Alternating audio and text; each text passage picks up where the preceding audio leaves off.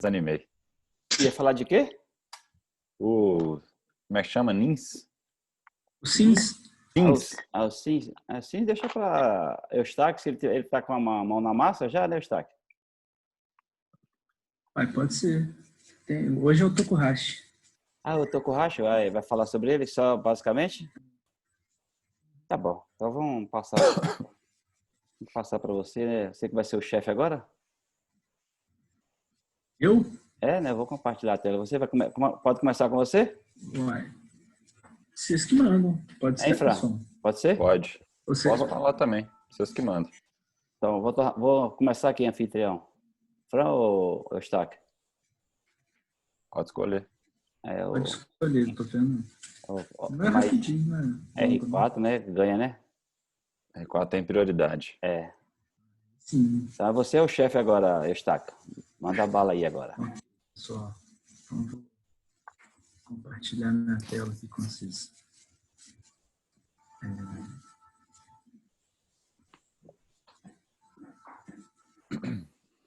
Vê se aparece para vocês. Apareceu. Não. Agora? Deixa eu aumentar então. Então, pessoal, todo mundo me ouvindo bem aí? Pode começar? Pode, você tá com a mão na massa. Ok. Então, na última vez que a gente fez, eu apresentei esse artigo do Tomita, de 2001, que é um dos scores que a gente tem para predizer prognóstico em paciente com metástase espinhal. E uma das críticas que a gente tinha visto sobre ele é que ele leva em consideração 3 fatores apenas, que são o sítio primário de tumor, se tem ou não metástase visceral e se essas metástases são tratáveis ou não, e se tem metástase óssea, o número de metástases que o paciente tem. E a partir disso é feito um score prognóstico, divide os pacientes em 4 grupos, onde você tem tanto uma estimativa prognóstica quanto uma meta de tratamento a partir desse score e qual que seria a estratégia cirúrgica mais adequada. Esse é um dos scores que a gente tem. Outro score que é muito famoso, que é o que eu vou trazer hoje, é o de Tokuhashi. Então, ele é um score que ele é um pouco mais complexo no sentido de que ele leva em consideração outros fatores além dos que o Tomita usa. Então, assim, um score que ele foi feito pela primeira vez em 87, foi quando ele foi desenvolvido. O estudo que mostrou a confiabilidade dele, em primeiro lugar, é de 97, foi um estudo com 128 pacientes, que mostrou uma confiabilidade aí um pouco maior que 60% entre o que era predito e o que efetivamente se verificava na realidade, mas um estudo que não incluiu os pacientes que seriam selecionados a tratamento conservador. Então, já era algo que o grupo queria, parece, dar a impressão que eles já queriam suprir essa deficiência desse estudo original com um estudo posterior. E na medida que eles foram trabalhando com esse score original, eles fizeram uma revisão, deram uma incrementada nos itens, né? E aí eles fizeram esse score revisto em 98. Esse estudo é um estudo de 2005 que tenta validar esse score. Então, o que eles fizeram? Eles pegaram esse score revisto, o Tokuhashi revisto, então, e eles aplicaram a 118 pacientes prospectivamente, a maioria deles pacientes que foram triados como tratamento conservador, e pegaram 128 pacientes e aplicaram retrospectivamente, mas não tem análise desses 128 pacientes separados. Tem uma análise do totalzão aí, que são 246, retrospectivamente. E tanto para um grupo quanto para o outro, eles tiveram aí uma confiabilidade de mais de 80% em relação ao que foi predito e que foi o que realmente se verificou na realidade. Então, assim, bem melhor do que o Tokuhashi original. E eles fizeram também uma análise no final, estratificando por grupos segundo a extensão da lesão, na classificação de Tomita, de extensão da lesão vertebral, para ver a diferença entre esses grupos ou se era aplicável para todo mundo. Então, como que é o score, né? Primeiro, perfil da amostra. Eles pegaram a maioria dos pacientes submetidos a tratamento cirúrgico, foram triados como pacientes ou para cirurgia paliativa ou para cirurgia excisional. E aí, peraí, também falando alguma coisa aqui no chat. Ok. E 82 pacientes que foram submetidos a tratamento conservador, que aí foi radioterapia, quimioterapia, terapia hormonal ou suporte clínico com analgesia só. Seguindo aí no tratamento, no perfil da amostra, maioria sexo masculino, idade média de 56 anos, teve paciente até de 15 até 85 anos. A maioria das metástases de sítio torácico, como é a epidemiologia mesmo, e mais ou menos a mesma quantidade se distribuindo entre cervical e lombar, metade torácica, metade em outros sítios. E em relação ao sítio primário, uma predominância aí de CA de pulmão, seguido por mama, rim, fígado. Você vê que é bem assim, variado, né? Chamando atenção para o segundo sítio mais comum é o não identificado, 34 pacientes. Então, assim, muitos pacientes que se apresentaram pela primeira vez aí com a metástase espinhal e que não tiveram identificação do sítio primário. Bom, como que é o score, então, revisto? O que ele leva em consideração? Ele leva em consideração a condição geral do paciente, e aí eles usam o Karnofsky, né, o Performance Status de Karnofsky, o número de metástases ósseas extraespinhais, então se o cara tem metástase no úmero, no fêmur, por aí vai, na bacia, né, muito comum, o número de metástases vertebrais, e aí tanto para um quanto para outro, tanto para metástase óssea extraespinhal quanto para metástase óssea espinhal, a forma de verificar foi tanto ressonância quanto cintilografia, e tendo discordância entre os dois métodos, o método que deu mais. Consideraram presença de metástase. Aí eles colocam como major internal organs, órgão visceral, né? Cérebro, pulmão, intestino, por aí vai. Sítio primário e severidade da paresia. Então são 6 critérios. Esses que estão em vermelho são os que não são levados em consideração no score de Tomita. O sítio primário e a presença de metástases em órgão interno são levados em consideração no Tomita, e o número de metástase óssea é um critério único. Não tem um critério para óssea espinhal e óssea extraespinhal no Tomita. Eles entram no mesmo campo. Aqui no Tokuhashi, ele é dividido nesses seis aspectos. Bom, como é que fica isso então? Lembrando aqui como é que é aqui como que ficaria, né, o score, a tabela com o score todo. Então você vê que eles são pontuados de 0 a 2, exceto o sítio primário que é de 0 a 5. Então, se o indivíduo tem um Karnofsky abaixo de 40%, ele vai ficar com 0, moderado, né, 50% a 70% com 1, 80% a 100% com 2. Notem que quanto maior a pontuação, melhor o doente. É o oposto do Tomita, né? Que quanto maior a pontuação, mais estragado é o doente. E aí, dependendo, só para dar um exemplo, que eu não vou ler todos assim, itens, nós vamos passar separadamente por eles. Mas, basicamente, depois de um somatório disso tudo aqui, o doente pode chegar de 0 a 15 pontos. Se ele tem uma pontuação baixa, de 0 a 8 pontos, isso está associado com uma sobrevida de 6 meses. Então, ele prediz o prognóstico de sobrevida, né, de mortalidade. Então, 0 a 8 pontos, ele tem uma chance de sobreviver menos de 6 meses.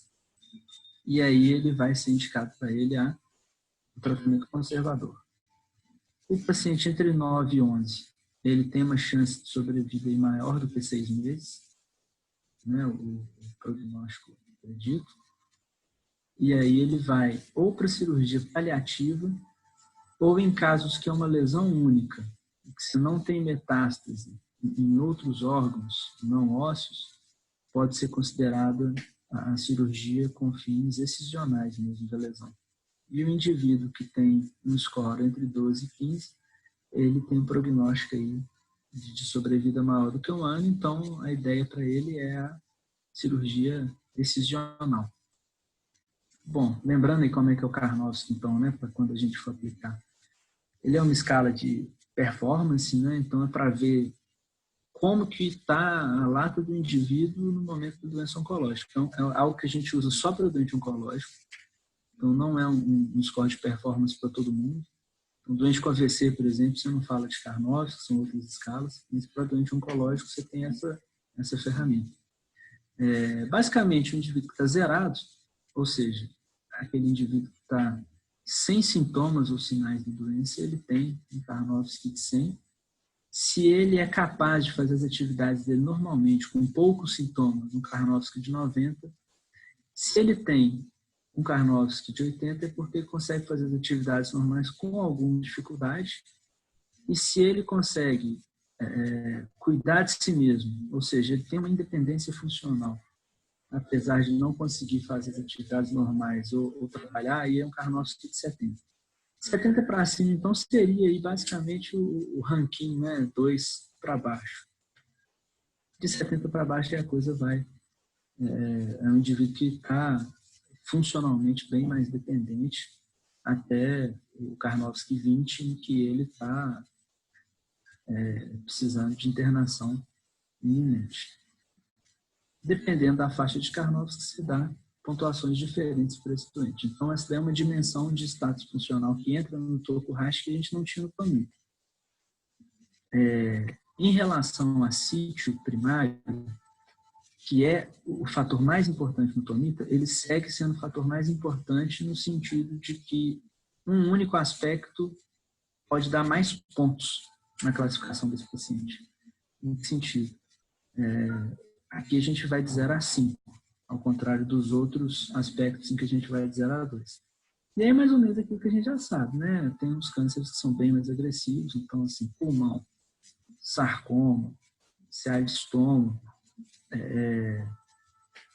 esôfago, né? Pâncreas, isso daí, você vai ganhar uma pontuação de 0, ou seja, lembrando que quanto menos, pior, né? São bexiga, você vai ter uma pontuação de 0. E na medida que você vai tendo cânceres que têm um perfil um pouco melhor de sobrevida, você vai tendo mais pontos. Aqui nesse gráfico, o que ele mostra, na verdade, é a sobrevida média dos pacientes da série deles que tiveram esses tipos de tumor. Então, os tumores que entram nesse primeiro grupo aqui, todos tiveram sobrevida menor do que 6 meses. Ninguém com essa etiologia aqui conseguiu ter uma sobrevida melhor. E por aí vai. Outra dimensão que ele usa, que não tinha no Tomita, é a presença ou não de déficit, né? E esse déficit ele é verificado a partir dessa escala de Frankel. Basicamente, você tem uma escala de A até E, em que o indivíduo que não tem nenhuma alteração sensitiva motora, e A ele tem aquele déficit completo. Então, ele não tem nem função motora, nem sensorial preservada. No meio desses dois extremos, a gente tem os déficits incompletos. Lembrando que o déficit motor, ele é pontuado, ele é visto com mais gravidade do que o déficit sensitivo. Então, essa escala você vai perdendo a função sensitiva antes da função motora, e aí você pontua ele de A até E. O Frankel A e B, ou seja, um indivíduo que não tem absolutamente nenhuma função motora, seja acompanhado ou não de déficit sensitivo, na escala de Tokurhashi ele ganha 0 pontos. Qualquer outro déficit incompleto, 1 ponto.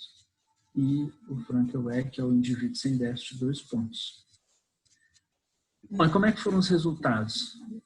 Essa série de pacientes teve aí uma sobrevida média de 8,7 meses, variou de 10 dias até 115 meses. O grupo que foi submetido à cirurgia excisional teve uma sobrevida maior, mas aí isso é um viés de seleção, né, porque são pacientes que têm um score de Tokurhashi menor que 11. A turma dos cuidados paliativos sobreviveu aí, o pessoal do grupo excisional teve uma sobrevida de 19 meses. O score médio deles foi 9,8, porque a gente tem que lembrar que entram pacientes aí com pacientes do grupo entre 9 e 11 também, mas que tem lesão única, não tem metástase visceral. Do paliativo no sobrevida média de 9,5 e conservador no sobrevida bem mais baixa. O que é interessante verificar, que eles falam, é que na análise dos resultados, nenhum desses itens do score, desses 6 itens, mostrou um poder de predição maior do que os outros. Então, todos contribuem mais ou menos da mesma forma na predição. No grupo prospectivo, né, então aqueles 118 pacientes que foram desde o início, a estratégia de tratamento deles foi feita de acordo com o score, teve um reliability de 86,4% do total, ou seja, em 86% desses pacientes, o que foi predito se verificou na realidade. Eles corresponderam ao sobrevida que havia sido predito. Isso é um pouco mais verdade nos pacientes que estão nos extremos, ou seja, os abaixo de 9 e os acima de 11 no score, e 78% nos pacientes entre 9 e 11. Ou seja, esses pacientes que ficam mais no meio do caminho, a predição é um pouco pior, mas ainda assim muito, muito boa. Mesma coisa no grupo retrospectivo, perdão. Esse aqui é do prospectivo, esse aqui é do retrospectivo, que são os 246, todo mundo no mesmo bolo. Então, mesmo neles, você tem uma predição total maior do que 80%, bem melhor do que no estudo original, que era de 60 e poucos por cento. E o que eles fizeram depois disso tudo é ver nesse grupo, com toda a amostra, separando eles por tipo de lesão, aí usando uma escala de extensão do Tomita, que é essa daqui, que divide em 7 grupos, sendo primeiro uma extensão só em corpo vertebral, até o tipo 7, que são múltiplas lesões, e aí eles fizeram essa estratificação e tentaram ver se tinha alguma diferença no poder de predição do score aplicado grupo a grupo. O que eles perceberam é que em todos os grupos você tem mais de 77% de predição, exceto no grupo 6, que é o mais complexo mesmo, né? Que aí você tem uma metástase que ela é extracompartimental, né? Ela não fica só no osso e ela pega mais de 2 vértebras. Então, assim, seria a lesão mais feia. Assim. Então, pessoal, é mais um score aí que a gente viu. Eu acho que, de repente, ele, o Tomita e o Sims vão ser os 3 scores mais clássicos, né? E é isso. O que vocês acharam? Vocês querem comentar? Vocês têm experiência já de usar esse dia a dia? Eustáquio, do ponto de vista de crítica da escala, o que é que você poderia criticar nela assim? Eu acho que ela já melhorou bastante em relação a colocar o déficit, né, que era um negócio que incomodava realmente no Tomita, e acrescentar também essa questão de dividir, você ter metástase óssea em outros ossos e na própria coluna. Mas uma crítica que até eles que colocam é que, assim, os tipos de tratamento eles têm evoluído muito, né? Você vê, é um estudo de 2005, né? Talvez muitos pacientes aqui que foram criados com tratamento conservador, que não pode ser oferecido muita coisa para eles, de repente hoje a gente já poderia ter mais opções terapêuticas, né? Então, assim, talvez seja um estudo para ser refeito, né? No contexto de 2020, por exemplo. O interessante é que ele fala que nenhum daqueles fatores foi preponderante em relação a outro. Ao contrário da literatura, a gente sabe que o déficit neurológico diminui a sobrevida dos pacientes. Ele explicou isso no trabalho? Não. Não. Até lembro daquele evento que teve, eu não lembro que restaurante que foi, mas eu lembro do senhor falando isso. E às vezes, um indivíduo que está com uma paraparesia, por exemplo, que acabou de acontecer, mas que ele tem as outras pontuações aí de metástase, sítio primário e tudo mais, que deixa ele com um score abaixo de 8, por esse score puramente, ele fica no tratamento conservador. Né? Essa escala, realmente, igual você falou, já tem, sei lá, 15 anos, né? Mais ou menos. Então, a escala tem que ser revista. Talvez usava pouco radiocirurgia, usava pouco imunoterapia, né? Usava pouca genética. Então, uma Até o escala tratamento do tumor do sítio primário, né, melhorou muito hoje, né? do cílio primário, essa cirurgia, ressecção em bloco, espondelectomia total, hoje em dia está relegada a um segundo plano cirúrgico. Então, é uma escala histórica, mas eu acho que depois dessa aula do François, se quiser, a gente pode mostrar alguns casos de metástase para você decidir em números, se vale a pena você decidir em números a vida de um paciente. Uhum. Hoje em dia, o que é mais importante no paciente com uma neoplasia hoje? Qualidade de vida. Qualidade de vida. Qualidade de vida. E ele não leva tanto isso em consideração, né? Hoje em dia, Não. tem paciente que está cheio de lesão e está relativamente bem, controlada. E o tomita, e ele só deixava muito paliativo. Então, hoje em dia, ela é muito criticada nesse sentido, mas já foi muito utilizada e ainda que não queira, é uma escala clássica. Acho que eu contei, tem mais de 14 escalas para tentar direcionar um paciente em questão de número. Fazer uma numerologia, se é que pode falar assim, para definir a vida do paciente. Mas acho que hoje em dia tem que pensar muito a respeito disso. Então é isso que você está falando. Está faltando uma escala, né, Eustáquio? Está faltando uma escala ideal ainda.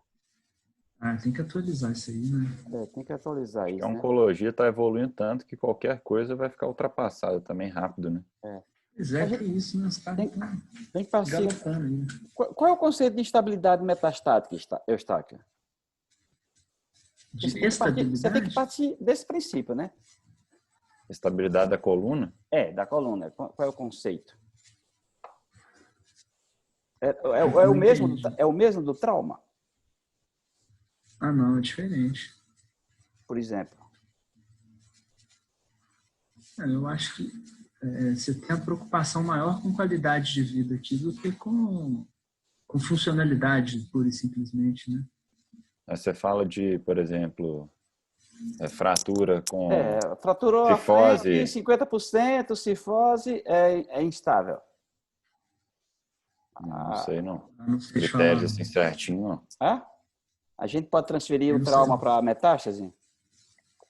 Eu não Eu sei acho quais que que não são dá, os não. critérios também não, Tucano, mas acho que não, porque a princípio você não está falando aí em lesão também ligamentar, assim, você vai ter uma lesão mais óssea do que pegando as outras partes ali. Claro que você tem metástase que pode, né, ser extra e tudo, mas você está falando de uma lesão ali a priori do osso estando doente, né? No trauma você tem o conjunto todo que lesou e que estabilizou. É mais ou menos isso que você Tem a falou. ver? Que eles tentam transferir mais puramente a parte óssea, mas esquece o restante, né? Ligamento, número de lesões para cima e para baixo. Então, o conceito ainda de metástase, instabilidade de lesão metastásica, ainda ela deixa um pouco a desejar. É variável de autor para autor. Ele tenta transportar a traumática para metástase. E a gente sabe que são patologias completamente diferentes. Então, o conceito de estabilidade metastásica na coluna ainda é uma coisa que ainda deixa muito a desejar, vamos dizer assim. Esse sim, talvez é o próximo que o Eustáquio vai falar para a gente, né? Ele tentou direcionar nesse sentido, né? Talvez vai ser a próxima aula, né, Eustáquio? Isso. Mas mesmo assim ficou muito em aberto, Então, realmente, se a questão da estabilidade como conceito já deixa dúvida, então o restante, a partir daí, já fica difícil você propor um determinado tipo de tratamento para o paciente, né? Então, realmente, hoje a questão de tratamento oncológico, essas escalas, cada vez mais, elas estão ficando cada vez, se é que pode falar assim, do ponto de vista histórico, vamos dizer assim, a termos de protocolos, que seria interessante que a gente pudesse colocar no nosso serviço, né? Até para fazer estudos a longo prazo. Vale a pena ainda usar uma escala dessa? Daqui a 1 ano, daqui a 2 anos, ele estudar? Vale a pena? Então, é isso que você está fazendo, é muito interessante, mas tem que ser uma coisa prática. A gente tem que botar isso no nosso dia a dia, né? Coisa que, às vezes, a gente está esquecendo de fazer, mas é super interessante essa escala. É antiga, mas E essa clássica. Pode falar, essa decisão no dia a dia também, ela é multidisciplinar, né, doutor Fernando? Que muitas vezes tem paciente que a gente, às vezes, jogaria para o conservador e tudo, o pessoal da oncologia fala, não, dá para operar, não sei o quê, e vice-versa, né? Ele fala de consideração também o sítio primário, né? Que foi o interessante. É o que dá mais ponto, né, Eustáquio? Exatamente. O sítio primário, né? Ele Sim, menor sobrevida, né? Esses aí. Se você tem se você for fazer as contas aqui, se você tiver um sítio primário que te dá 0 ou 1 ponto, já é impossível você ficar no grupo do 12 a 15. Mas você pode acabar indo para cirurgia se você considerar que é o sítio único. É verdade. Exato. Mas o que eu acho interessante é porque o N de algumas patologias é muito pequeno. Por exemplo, tumor de pâncreas foi 1. Teve um paciente que morreu com menos de 6 meses.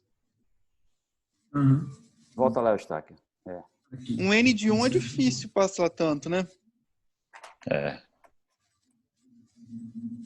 Realmente é muito variada a série dele, né? Então, assim, apesar a crítica também é essa, né, Rômulo? Os mais graves, os que morrem, é os que têm pouco.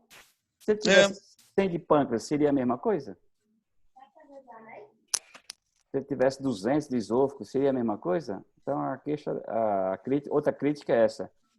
Ou se esse paciente aí dá uma sorte também e sobrevive mais, aí você ia ter lá 100% no de pâncreas também, que não reflete a realidade, né? Exato. Às vezes pode ser um caso que foi uma exceção e foge. Lógico que a gente sabe que o prognóstico de pâncreas é reservado. Mas quando um score, às vezes, de 1 e 2 pode fazer toda a diferença... Gente, nós temos a chance de fazer isso no nosso serviço. Né? Eu tenho visto as pacientes que a gente operou, infelizmente, uma grande maioria delas que eu já operei, já vieram a falecer. E a gente não está tendo a nossa sobrevida dos nossos pacientes.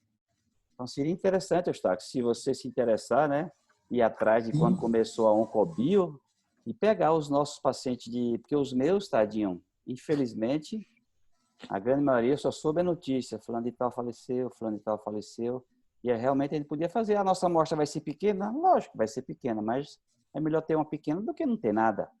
Até falar para os nossos pacientes. Então, seria interessante, pega de 2 anos para cá, com todos os preceptores, os pacientes que ele operaram de coluna.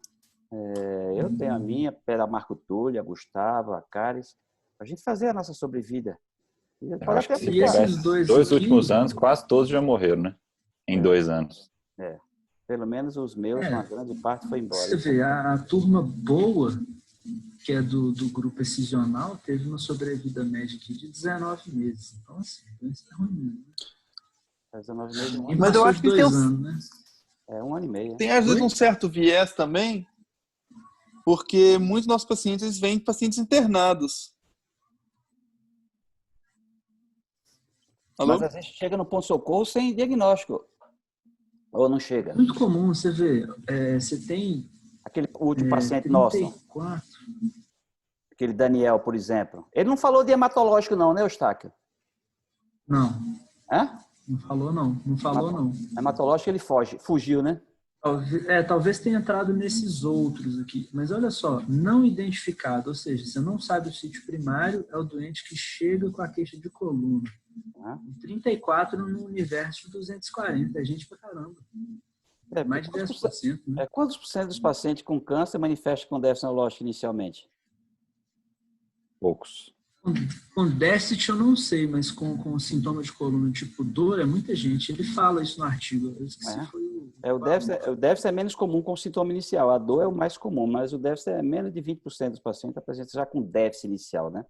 Que você não sabe nem de onde saiu a lesão. Geralmente são os adenocarcinomas diferenciados, né? Quando a gente não sabe de onde está vindo. Já vem com déficit neurológico. Mas é um trabalho super interessante para a gente captar os erros e acertos para a gente fazer uma coisa melhor. Pense na escala, que você é muito inteligente, uma associação de todas. Pois é, e assim, pelo menos essas 2 primeiras, o Tomit e o Tokuhashi, elas não são difíceis de aplicar retrospectivamente, né? Se a gente fosse fazer um trabalho, dá para fazer. Normalmente são dados que estão no prontuário, né? Você já pensou no seu TCC? Não. Não, está em aberto. Às vezes é uma. Se você se interessar, tem tudo lá no serviço, né? Seria interessante fazer a follow-up do nosso paciente sobre vida, né? Muito legal. Sim, com certeza. Oi, Eustáquio. Muito bom. Obrigado aí. Beleza, rapaziada. Quer que eu... Parabéns. Quer que eu apresente agora? Valeu, Fernando. Agora é o Fran, né? Eustáquio. Acho que você tem que me botar. Pera aí. Eustáquio tem que me botar de host agora. Então liberar para eu compartilhar aqui.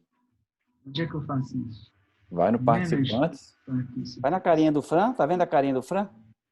Não, vai no participantes e põe host. Tá com você. Aí. Vê se deu aí. Deu? Pera aí, deu. Bom, então vamos lá. Todo mundo vendo aí? Então esse artigo é um artigo desse ano agora, de 2020, do Jornal de Cirurgia e Pesquisa em Ortopedia, um artigo de um grupo chinês sobre a influência do tempo na cirurgia nos pacientes com CIWORA. Nós vamos falar o que é. Oi? Zé Rion sabe o que é isso? Nós vamos falar aqui agora. Então, CIWORA quer dizer isso, Spinal Cord Injury Without Radiographic Abnormality. Então, é uma lesão medular sem anormalidades radiográficas. O que quer dizer isso? Uma mielopatia traumática, sem evidência de fratura de nenhuma vértebra ou desalinhamento, listese, na radiografia simples ou na TC. Então, o paciente tem um quadro mielopático, aconteceu o raio-x normal, num contexto de trauma, lógico. Foi inicialmente descrita em crianças, né? Por isso que todo mundo associa CIWORA com o TRM pediátrico. Em adultos também é comum, não é tão incomum igual a gente pensava, cada vez está sendo mais descrito e estudado. A coluna cervical é a mais acometida, principalmente nos níveis C3, C4 e C5, C6. Os mecanismos mais comuns de lesão são hiperextensão da coluna, flexão e distração.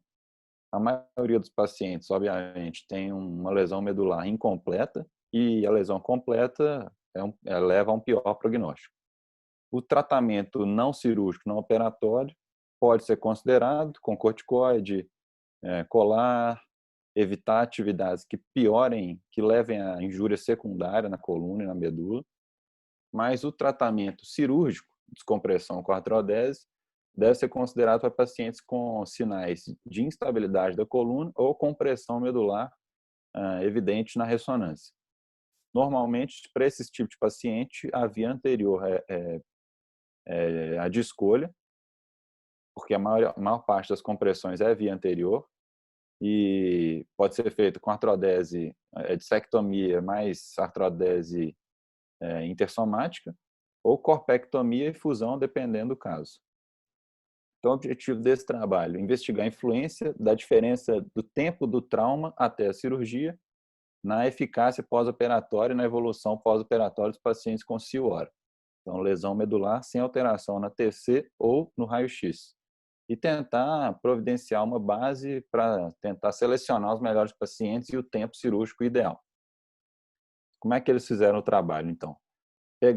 Foi um estudo retrospectivo, eles pegaram todos os pacientes adultos nesse centro único chinês, entre os anos de 2013 e 2017, todos os pacientes vítimas de TRM, né, tiveram um follow-up de 4 anos nesse estudo, foram 506 pacientes com TRM, mas eles excluíram do estudo os seguintes pacientes com sinais de fratura, luxação ou subluxação na TC, aquilo, claro, não é CIWORA. Lesões torácicas ou lombares foram excluídas, então eles só consideraram TRM cervical. Lesões patológicas na coluna, por exemplo, uma metástase, e outros traumas, por exemplo, TCE, trauma torácico, abdominal, foram excluídos. Pacientes com alterações da coluna degenerativas não foram excluídos, eles foram incluídos no estudo. No final das contas, sobraram 57 pacientes que foram incluídos nesse trabalho. Eles foram divididos em 3 grupos, dependendo do tempo entre o trauma e a cirurgia. O grupo A, os pacientes foram operados em menos de 3 dias, foram 18 pacientes. O grupo B, foram operados entre 3 e 7 dias, 18 pacientes também. E o grupo C, mais 7 dias, 21 pacientes. Eles colocam aqui, 20 pacientes foram operados dentro de 30 dias, com um paciente só sendo operado 60 dias depois do trauma. Essa tabela resume a diferença entre os grupos. A maior parte dos pacientes do sexo masculino, como é mais comum no trauma mesmo. A idade média dos pacientes, 50, 47 anos.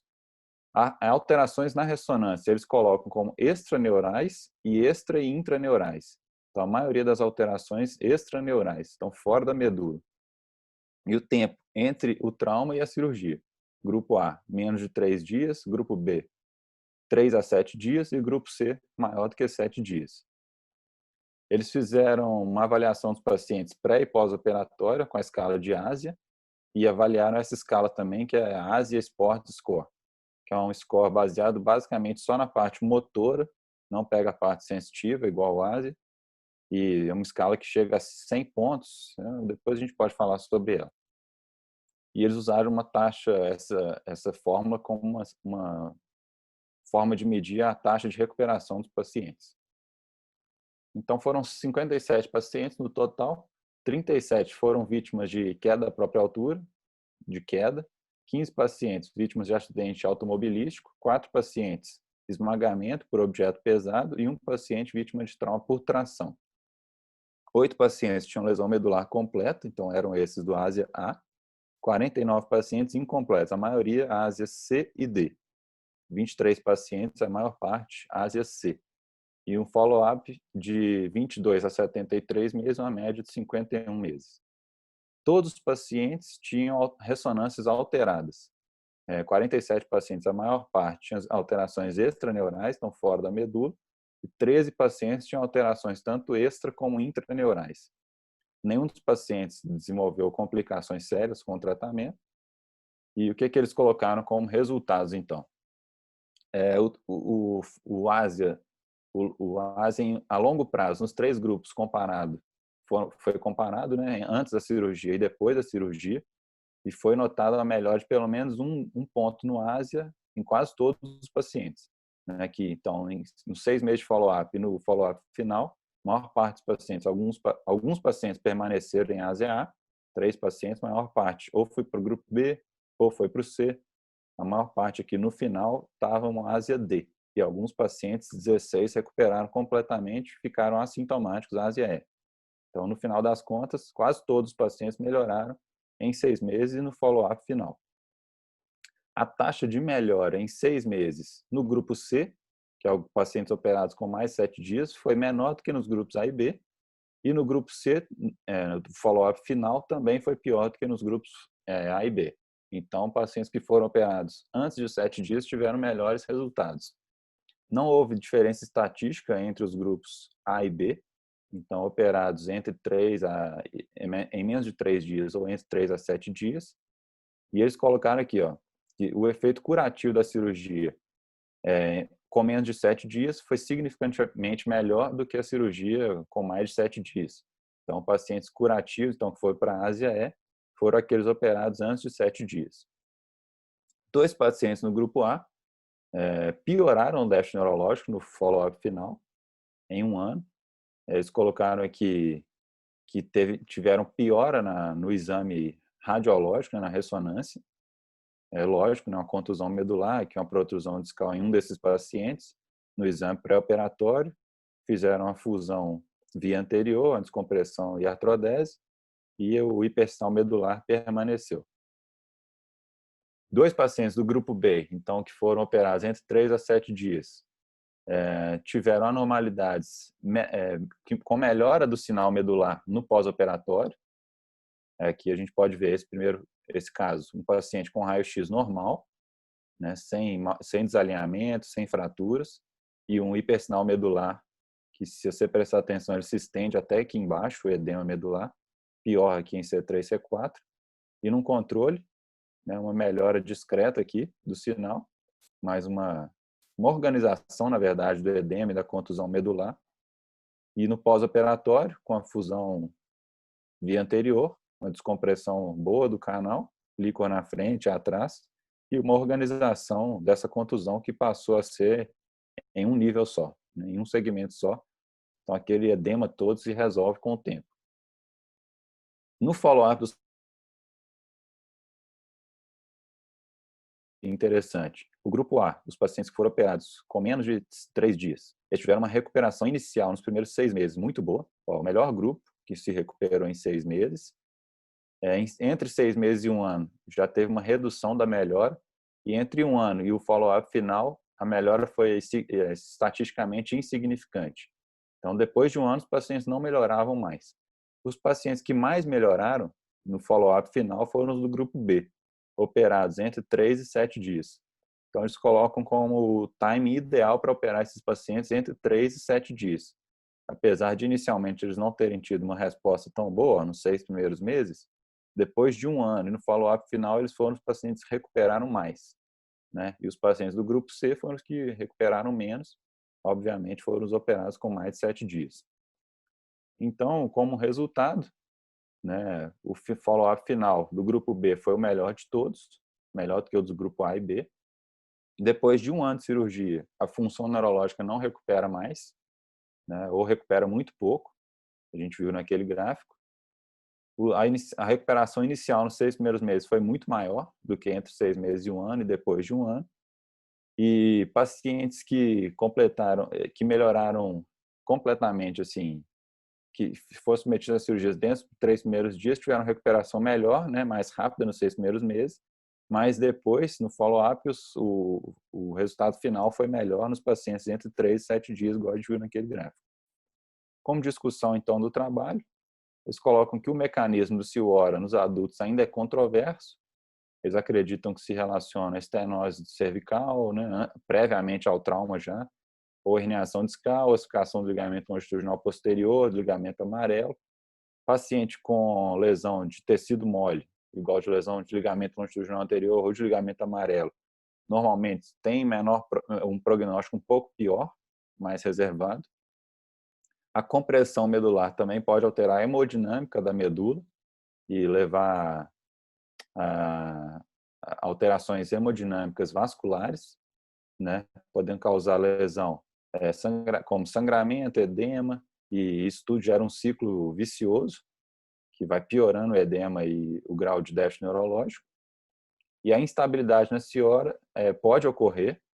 Então, eles consideram que o raio-x dinâmico pode ser executado com cautela e deve ser executado, porque às vezes lesões ligamentares ou instabilidades podem passar despercebidas no raio-x simples e na TC, né? O diagnóstico da Ciora depende, então, de um raio-x simples e de uma TC, sem sinais de fratura, e a ressonância cada vez mais tem sido utilizada como rotina na avaliação da medula cervical, porque a TC e o raio-x não mostram bem tecidos moles, né, e lesões medulares, principalmente, como no caso da Ciora, porque ela pode detectar lesões em tecidos moles, como, por exemplo, hematoma epidural, secção transversa da medula, herniação discal, edema espinhal e compressão medular propriamente dita.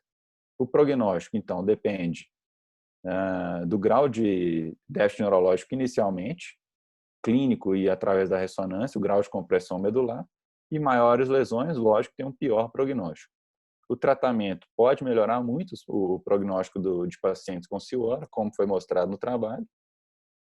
A cirurgia tem um benefício tanto a longo prazo quanto a curto prazo na recuperação desses pacientes. Eles colocam que a via anterior é preferencial. Geralmente, o acometimento nesses pacientes é de poucos níveis e a via anterior é uma via mais fácil, menos mórbida, geralmente ou uma disectomia com fusão, ou em poucos casos, corpectomia com fusão.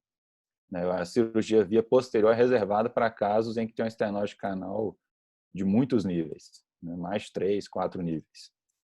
A cirurgia tem ganhado seu espaço no tratamento da Ciora.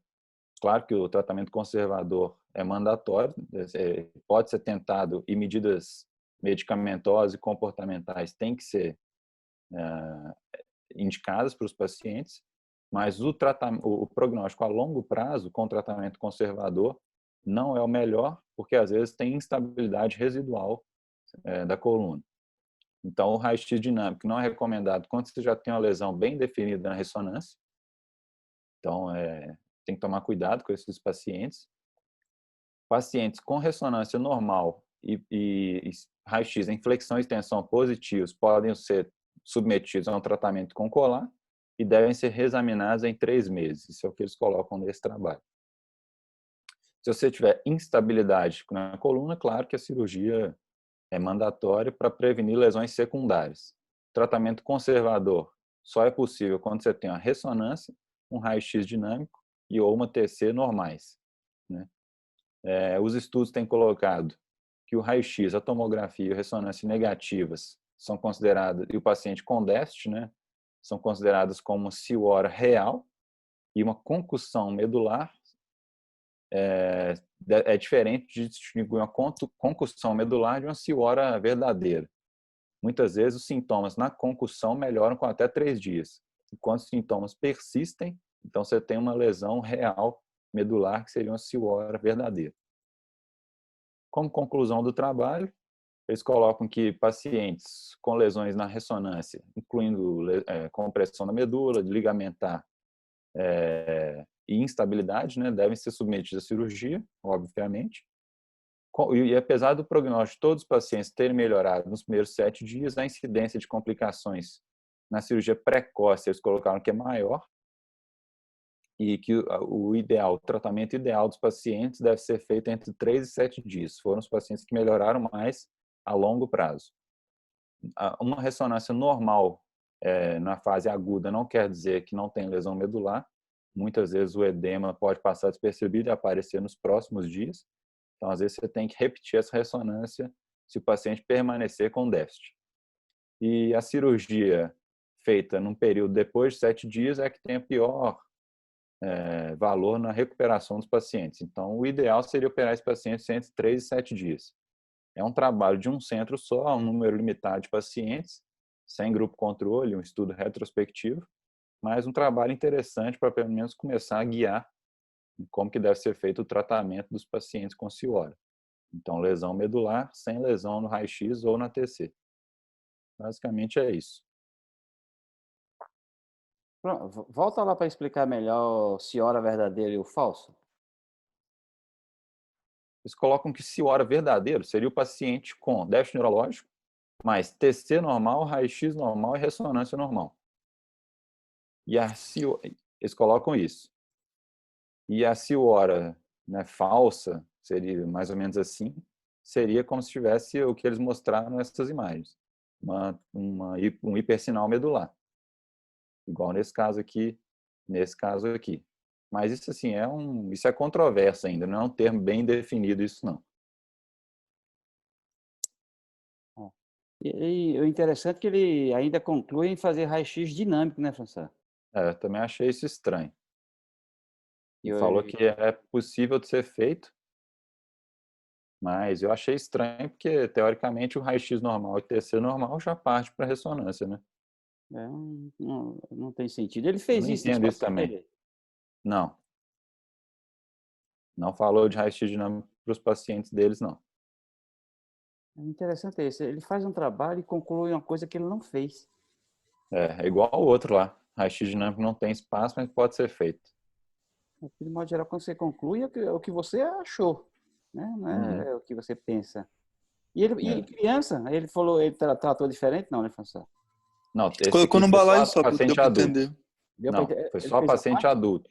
Não teve nem criança, não? Cadê a média? Não, Não, criança mas não teve foi sim, incluída no porque estudo. na tabela dele ele coloca até 10 anos, mais ou menos. Volta lá, Fran. Não, Aqui. Sexo. Ah, não, é só adulto. não, aqui, ó. Como, Todos os pacientes operados como foram que ele adultos. distribuiu? Como que ele distribuiu em 3 grupos? Qual que foi o critério dele? Operados com uma diferença entre o trauma e a cirurgia de até 3 dias. Não, como ou ele entre fez 3 e isso? Foi 7 aleatório, dias. Fran? Ele falou? Não, assim, Não, foi um estudo retrospectivo. Então, eles retrospectivo. pegaram os pacientes Entendi. que tinham sido operados em até 3 dias. Ou entre 3 e 7 dias, ou com mais 7 dias. Não foi randomizado. Eu acho aleatório, que nesse caso aí é um viés gigantesco isso, o fato de ser retrospectivo. É demiônico tem na medula, Eustáquio? Tem, ué.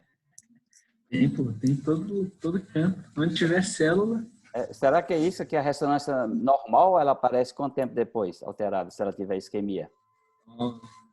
pode ser. Assim, normalmente são horas, né? Não demoraria dias, não. Se Eles fosse colocam explicar só que pelo você edema. pode repetir, que pode aparecer em até 3 dias. Até 3 dias? Interessante isso. E eles colocam isso, que muitas vezes é evolutivo, né? Esse edema e a contusão medular. Por exemplo, aqui, ó, um edema estendendo vários níveis, depois ele se organiza e a área de malácia fica só, bem localizada num nível só.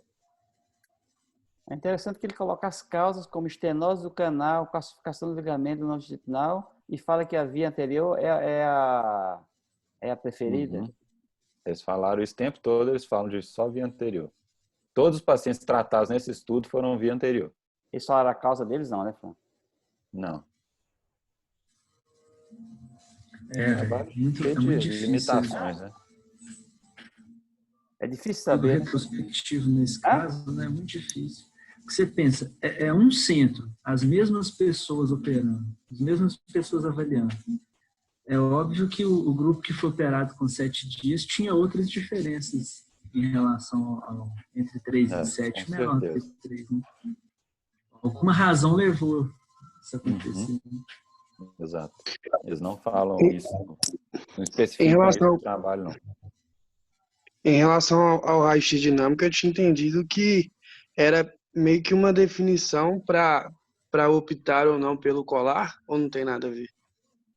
Igor, aproveitando a oportunidade, qual a chance de um raio-x normal, que o paciente tem queixa, ele dá alguma alteração, tempo depois que você faz, repete o raio-x?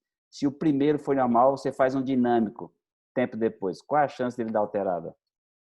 No trauma, É né? pequeno.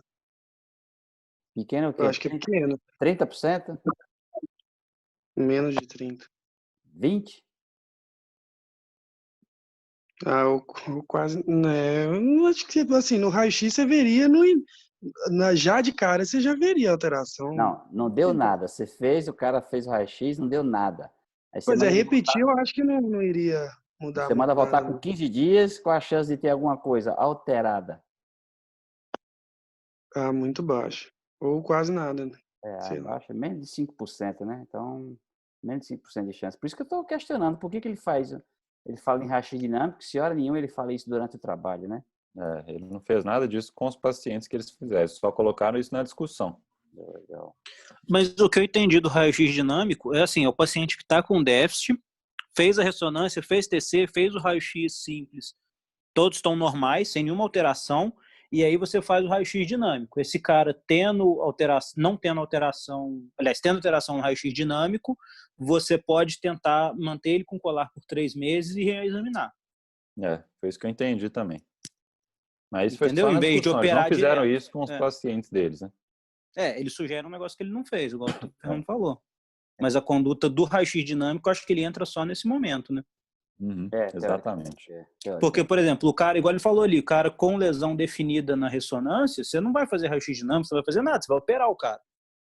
Porque esse daí acho que é ponto passivo que, né, ele vai ser operado. Os trabalhos estão demonstrando que em trauma, se tem uma coisa que resolve na fase aguda, é um canal estreito descompensado, né, vamos dizer assim, com déficit neurológico. Que a resposta é muito melhor do que em outras patologias. E ele não foi tão enfático nesse sentido, né?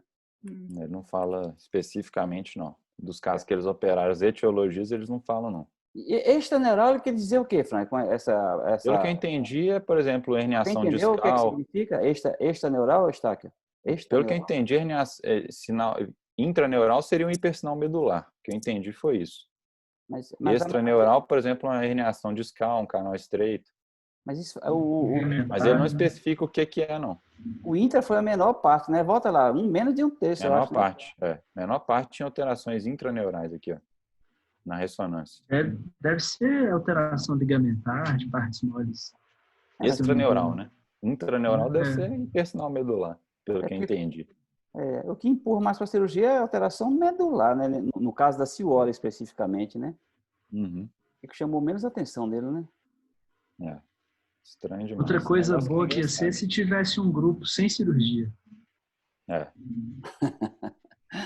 Aí seria o trabalho ideal, né? Aí seria o trabalho ideal. Se bem que teve esse que demorou mais tempo, né, Fran? Foi 7 dias depois que não resolveu, né? Então, teve um que operou com 2 meses. Esse não resolveu nada, né? Isso não adianta. Se acima de... Qual é o limite dele? 7 dias, né? Cadê as curvas lá? Tem as curvas. Não, as curvas é de melhora. Não, de dia. O gráfico, a tabela que mostra eles mudando de área. A evolução dos pacientes. Mas eles não falaram qual que foi qual. Só como é que eles ficaram em 6 meses e no follow-up final, né? Quantos estavam em cada grupo. Mas quais foram que melhoraram, eles não individualizaram aí. O grupo 3 foi a partir de quanto tempo, François? O grupo 3 foi mais de 7 dias. Velho, pois é, tinha que ter essa tabela individualizada por grupo, velho. Eles não colocaram isso. Eles colocaram essa aqui, né? A melhora desse Asia Sports Score para cada grupo. Em 6 meses, em 1 ano e depois de 1 ano. E a melhora de todos foi maior nos primeiros 6 meses, né, da cirurgia. E os que melhoraram Você vê mais que com 1 ano e com o o follow-up gráfico final do foram C do grupo não é B. tão... A curva do C não é tão ruim. Ele quase se assemelha tipo assim, com o A. Melhora, bem mas a longo parecido. prazo... A longo prazo todo mundo fica igual, Fran? Qual a diferença de 85 para 83? Ah, não, isso é percentualmente, né? A longo prazo, depois de 1 ano, não tem melhora mais. Mas o O vermelhinho, cara tá... ele está 85. Não, é porque vermelho, isso é o resultado dessa conta aqui, ó. É uma conta de melhora em relação ao Ásia, percentualmente. Eu não falo de Ásia A, Ásia B. É uma conta um pouco complexa. Mas o que eles colocam aqui, todos os pacientes melhoram, principalmente nos primeiros 6 meses e dentro de 1 ano. Depois de 1 ano, o paciente não melhora mais. E os que melhoraram mais foram os que operaram entre 3 e 7 dias, proporcionalmente em relação aos outros. Então, pessoal, realmente o artigo é interessante, mas é cheio de crítica. Então, todas as críticas que nós achamos nesse trabalho vale como uma carta para a revista. E é quase que aceita como um artigo. Então, se vocês se interessarem, a gente pode escrever para a revista que lê o artigo e que tem tal crítica e tal crítica, que vale quase que como um artigo, viu, gente? Quem se interessar e anotou as críticas aí, Eustáquio? Eu tenho vergonha. Eu tenho vergonha de escrever para a revista e falar, ó, não concordo. Não, a palavra não é grosseiramente, não, você começa assim, li com muito interesse o artigo de João e Pedro. Ele fala, tarará, tarará, mas o que deixou dúvida, e o cara vai responder para você. Mas uma carta de um artigo vale quase que como um artigo. Então, nós podemos fazer isso tranquilamente. Muito legal. O que mais? Valeu, né, Fran? Tá bom, tá Bacana, bom. Tá bom demais. Muito bom, muito bom. 1 hora de aula tá bom, né, pessoal? O Zeca Tá joia, foi bacana. O Zeca e a Rayana acho que estão em exame, né? Radiológico. Eu ia botar uns O Zeca tá aqui. O Zeca tá aqui. O Zeca tá aqui. A Rayana, tá vendo? Fui falar Tá com na ela. embolização. Que ela tava... Eu ia botar uns casos aqui, mas deixa para outras reuniões. 1 hora tá bom, né, pessoal, de reunião? Joia. Acho que tá joia. Tá bom. A próxima a gente divide melhor. Valeu, galera. Mas foi muito bom os artigos. Parabéns, Fran. Parabéns, Romulo e todo mundo que assistiu aí. Até a próxima. Falou, galera. Bom noite. Um abraço. Até mais. Valeu. Rapaziada, abraço. Obrigado, Eustáquio e Fran, pelos artigos. Valeu. Valeu, Fernando.